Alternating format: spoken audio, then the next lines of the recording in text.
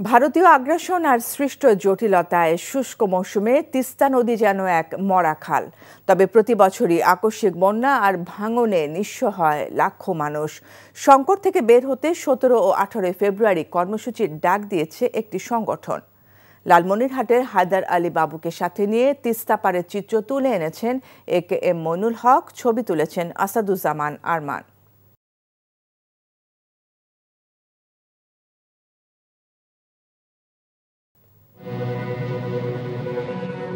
ভাদ্র মাস থেকে দেশের একমাত্র তিস্তা ব্যারেজ এলাকায় পানি নেই। মাঘ মাসে এসে অবস্থা আরও করুণ।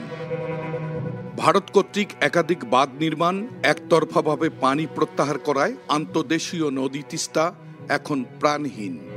কোথাও হাঁটু পানির দেখা মিললেও চোখ যতদূর যায় শুধু ধুধুবালু চর। এজন্য পথ হারিয়ে ফেলা জীর্ণ এক নদী।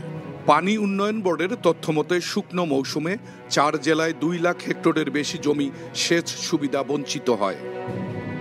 বর্ষায় যখন পানির প্রয়োজন নেই, তখন উজান থেকে ভারতের ছেড়ে দেয়া পানির ঢলে ভেসে যায় রংপুর, লালমনিরহাট, নীলফামারী, কুড়িগ্রাম ও গাইবান্ধা জেলার বিস্তীর্ণ অঞ্চল।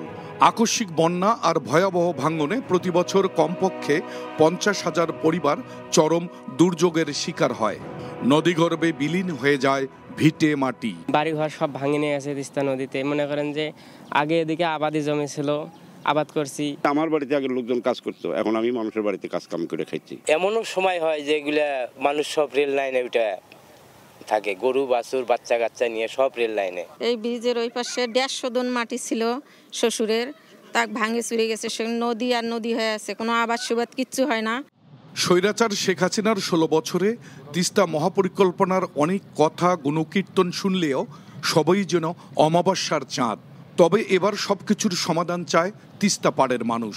তিস্তা মহাপরিকল্পনা বাস্তবায়নের দাবিতে 17 ও 18 ফেব্রুয়ারি কর্মসূচির ডাক দিয়েছে তিস্তা নদী রক্ষা আন্দোলন নামের একটি সংগঠন।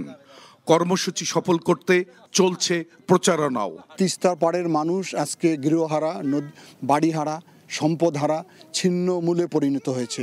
সমস্ত জনগোষ্ঠী আজকে সমস্বরে ডাক দিয়েছে যে তিস্তা মহাপরিকল্পনা বাস্তবায়ন করা হোক, এবং সেটাই আমাদের দাবি। তিস্তা পাড়ের জনগণের একটাই চাওয়া পাওয়া যে তিস্তা প্রকল্পটা যে বাস্তবায়িত হয়, এখানে একটা অর্থনৈতিক একটা গতি ফিরে পাবে। এখানে অনেক শিল্প কলকারখানা গড়ে উঠবে। 17 ও 18 ফেব্রুয়ারি লাগাতার 48 ঘন্টা আয়োজন করেছে দুই পাড়ের 115 কিলোমিটার ব্যাপী এলাকায় জনতার সমাবেশ। AKM Moinul Haque, NTV news, চর কাউনিয়া, রংপুর।